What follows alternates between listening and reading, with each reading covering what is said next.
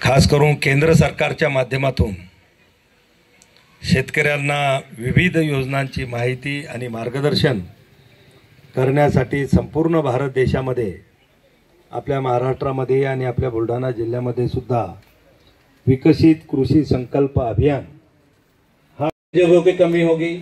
आपकी मिट्टी में एरेशन बने वो कॉम्पैक्ट हो जाएगा मिट्टी, तो एरेशन कम हो जाएगा।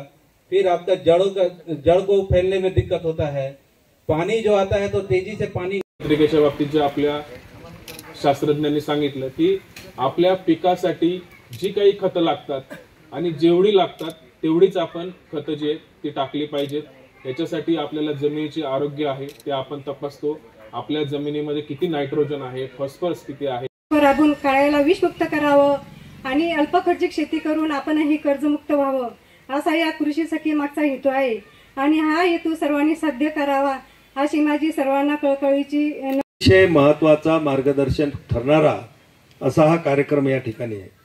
आपले केंद्रीय कृषी मंत्री शिवराज सिंग चौहान यांनी एक राष्ट्र एक शेती एक संघ हा नारा देत देशातील 723 जिल्ह्यामधील 65,000हून अधिक गावांमध्ये विकसित कृषी संकल्प अभियान चालवण्याची घोषणा केली आणि याचं उद्घाटन करण्यासाठी ते स्वतः पुण्याला सुद्धा येऊन गेलेले आहे।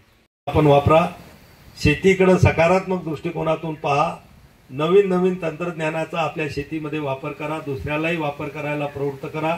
आपल्या काही शंका असतील, आपल्या काही अडचणी असतील, निश्चित तुम्ही लोकप्रतिनिधी म्हणून आमच्याकडेही मांडू शकता आणि इथं अधिकारी सोडवण्यासाठी बसलेले आहेत, अधिकारी सुद्धा ते सोडवतील। आज या कार्यक्रमाला मला उपस्थित